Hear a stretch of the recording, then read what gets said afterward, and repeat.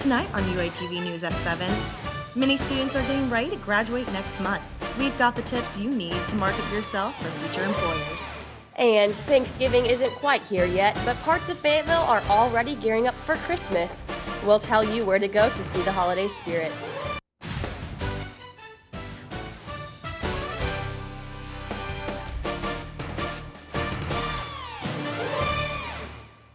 Hello and welcome to UATV News. I'm Cassie Sherm. And I'm Lydia Fielder. Thank you so much for joining us.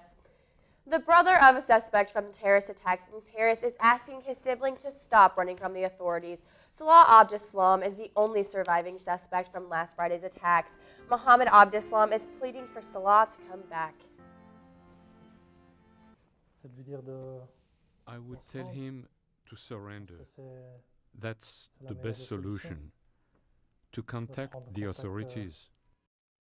Salah was stopped near the Belgian border only hours after the attacks, but was released because he hadn't yet been linked to them. He is the subject of an international manhunt. Meanwhile, several state governors are vocally opposed to Obama's plan to settle 10,000 Syrian refugees in the United States. At least 31 governors are refusing to allow refugees into their states, including Arkansas's Asa Hutchinson. Only the federal government has authority to limit immigration, but states can deny services to refugee populations. Citizens in Northwest Arkansas have strong reactions to Governor Hutchinson's statement. Mariana Riviero is live with more. That's right, guys. Arkansas is one of the states that has opposed to welcome Syrian refugees. A press release from Governor Asa Hutchinson that he released on Monday, he states that many of the Syrian refugees are fleeing violence in their own country, but Europe, Asia, or Africa are logically the best place for resettlement. After the press release came out, reaction from the community were quickly known. I had the chance to talk to Mireya Rith, the general manager of the Immigration Resource Center, and this is what she said.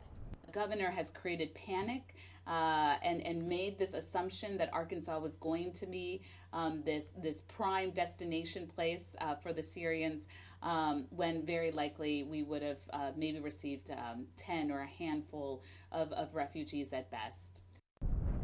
President Obama gave a speech early this week where he welcomed at least 10,000 Syrian refugees for the next coming year.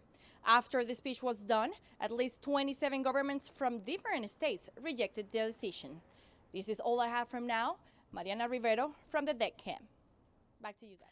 Thank you, Mariana. Razorback Food Recovery's efforts to save wasted food on campus have increased with recent partnerships.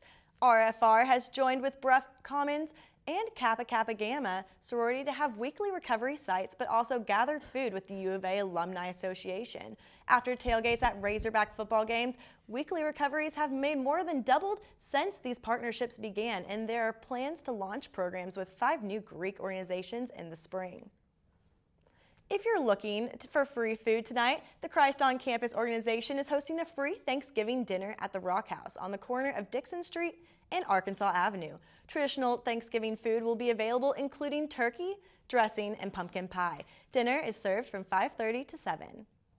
Thanksgiving is around the corner, but be careful of what chicken you're eating today. Tyson Food is recalling 52,000 pounds of hot wings after receiving customer reports of odd-smelling chicken and complaints of getting sick after eating them.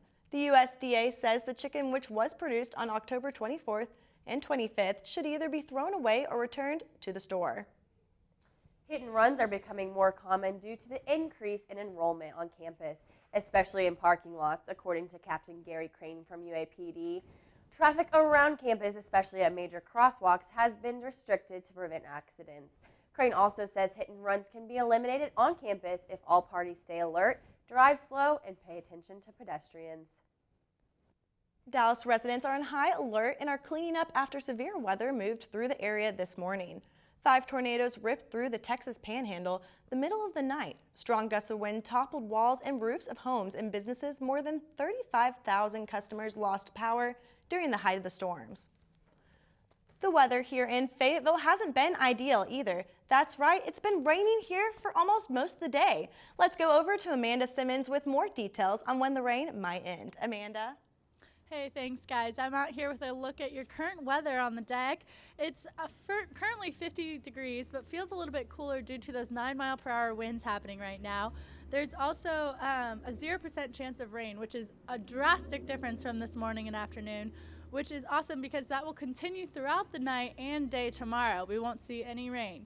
So it'll be pretty windy tomorrow, but no rain. Also, it's partly cloudy, and those will roll out later tonight. The temperature around midnight is going to be about 44, 46 degrees with a slight decrease, but it's pretty cold out here, and it's going to stay that way. So back to you guys at the desk. Thank you, Amanda. With winter coming, that means it's time to turn up the heat. But when heat comes, it keeps the firefighters busy. UATV's Ashley Weiss has more. When it comes to fire safety, knowledge is power.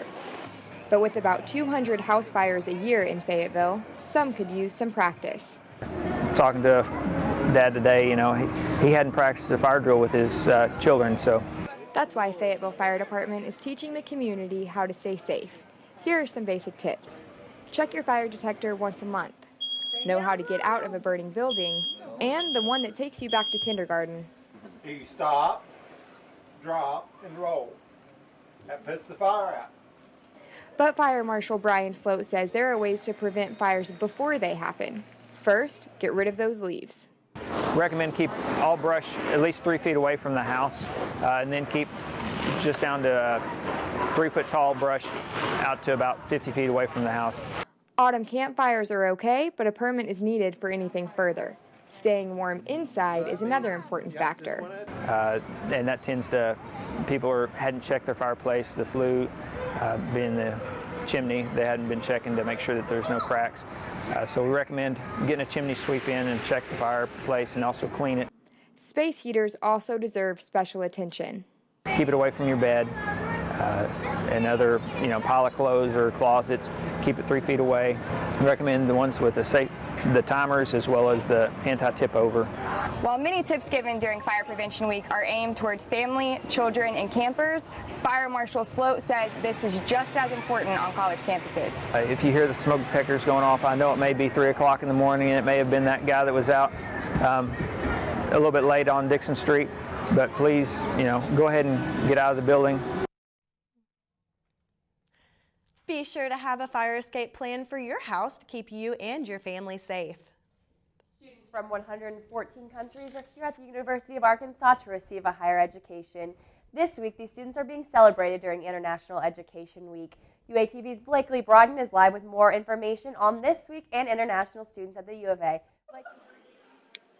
Thanks, Lydia. I'm here in the Union Connection Lounge, where just yesterday there was an international bazaar to kick off this International Education Week.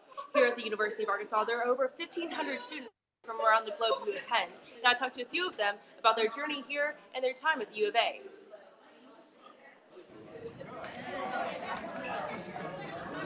Students from around the globe attended the International Bazaar to kick off the week. For some, attending the U of A is an experience they will never forget. I really enjoyed this cultural exchange, and I also have a chance to travel with international students around, and we went to Little Rock, Eureka Springs, so I'm really enjoying my life here. Jakubova says she's transitioned well to American life. Here in America, people are friendly from the beginning, so it's kind of cultural difference for me in that way, but I don't have any difficulties of being raised in another culture. Bakir Fateh traveled to the U.S. on August 1st, his first time in the States. When he was younger, those in his village didn't think he could study abroad, especially in America. I decided to have kind of experience of studying in the U.S., so it was my dream since a long time. He enjoys the town, the campus, and the support from the university. So everyone is very supportive here. That's why, at the beginning, I was kind of scared, but things got better, and now it is improving. I'm really glad that students are very interested in international culture here, and I think it's a great opportunity for both of us, Americans and international students. International Education Week concludes on Friday with a Diwali celebration held in the Fayetteville High School Auditorium, and that will be at 6 p.m. For UATV, I'm Blakely Broughton. Back to you, Lydia. Thanks, Blakely. Tomorrow, International Education Week continues with the event Dance Around the World. Different student ethnicity groups will be there showcasing their food, talents, and traditions to enhance knowledge of their culture. The event will take place in Holcomb Hall at 7 tomorrow night, and all faculty and staff are welcome to attend. It remains a concern around the world as a scheduled soccer match between Germany and the Netherlands is canceled at the last minute. And are you trying to find a better way to market yourself? We've got all the tips and tricks you need. Stay tuned. UATV News continues after this.